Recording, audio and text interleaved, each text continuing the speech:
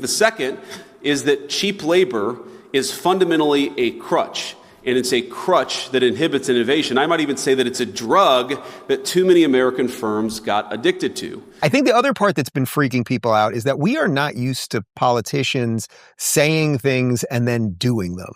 And that is actually causing a certain amount of people to go crazy. This is JD Vance a couple of weeks ago. So this is before the tariffs were introduced. And listen to him laying out exactly what the problem is, and then Trump giving us the solution basically this week. Because there were two conceits that our leadership class had when it came to globalization. The first is assuming that we can separate the making of things from the design of things. The idea of globalization was that rich countries would move further up the value chain while the poor countries made the simpler things. But I think we got it wrong. It turns out that the geographies that do the manufacturing get awfully good at the designing of things. There are network effects, as you all well understand. The firms that design products work with firms that manufacture. Now, that was the first conceit of globalization. I think the second is that cheap labor is fundamentally a crutch, and it's a crutch that inhibits innovation. I might even say that it's a drug that too many American firms got addicted to. Now, if you can make a product more cheaply, it's far too easy to do that rather than to innovate.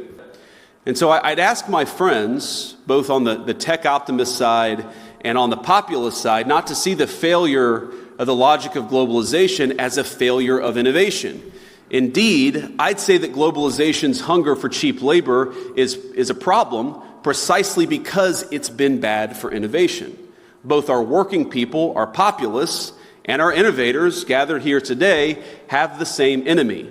And the solution, I believe, is American innovation. Pomp, in some way, it seems like he's basically saying that we were kind of outsourcing our dreams. We thought we could just outsource the manufacturing, but in essence, it became what I talked about earlier in the week about every time you buy an iPhone, it says, conceived in Cupertino, but made in China. And that over time, just conceiving something here, but then doing all the rest of it elsewhere, that's simply not going to work.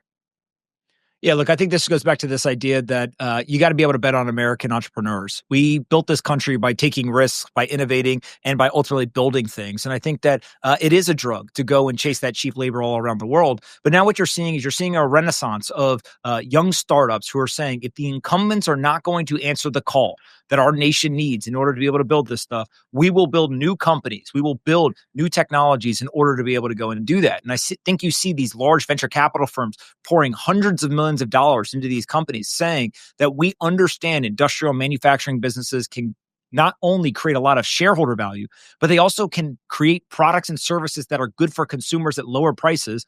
Innovation and technology is a core component to that. And so I look at it as we can complain about what's been going on, or we can start competing. And I think that the tech industry in particular is saying, well, what if we take all the things we've learned in technology and we now look at industrial manufacturing businesses and try to do it better, faster, and cheaper, and do it here in America and use that technology that we have in order to be able to compete on the global scale. And to me, that's not only inspirational, but I think it is also aspirational in that there's a lot of people in the world who they watch something like the Social Network movie and they wanted to go do a software startup.